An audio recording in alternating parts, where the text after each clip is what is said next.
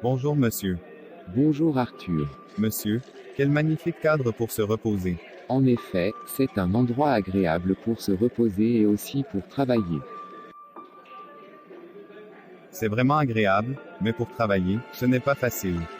Il faudrait s'adapter, n'est-ce pas? Mais pourquoi est-il difficile de s'adapter à ce cadre?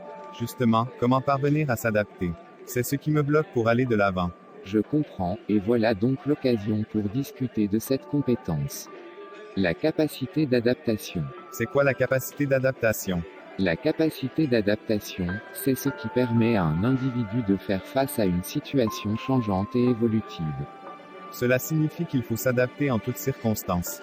Il faut être capable de s'adapter rapidement à tout changement dans l'entreprise. La capacité d'adaptation, aujourd'hui, est un pilier de la réussite professionnelle.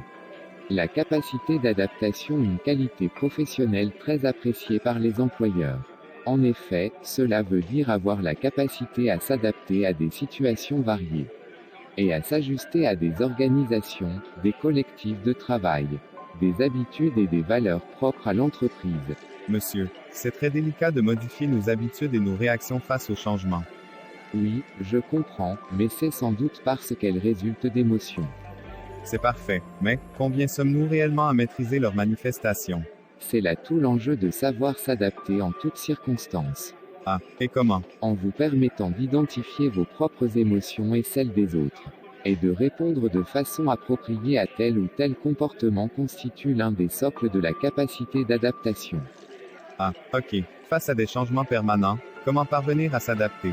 Y a-t-il d'autres compétences qui pourraient entrer en jeu? En effet, pour y parvenir, d'autres compétences entrent en jeu. La connaissance de soi, la curiosité, et l'ouverture d'esprit pour suivre l'évolution de la société et de l'environnement. Parfait.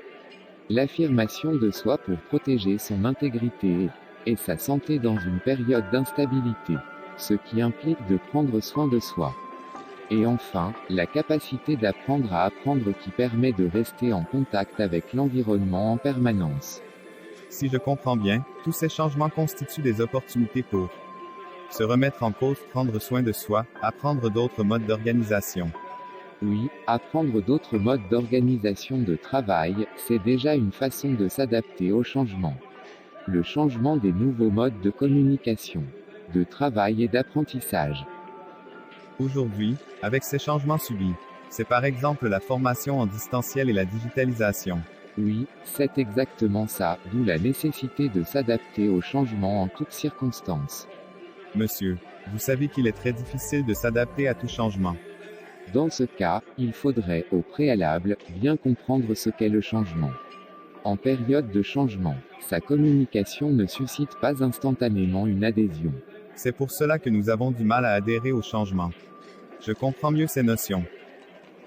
Pour conclure, je dirais que pour développer votre capacité d'adaptation, il faudrait toujours se remettre en question, se remobiliser et vivre activement le changement. Il s'agit en quelque sorte de cultiver l'agilité dont nous sommes tous potentiellement porteurs. Merci monsieur pour cette mise au point. Merci et à la prochaine séance.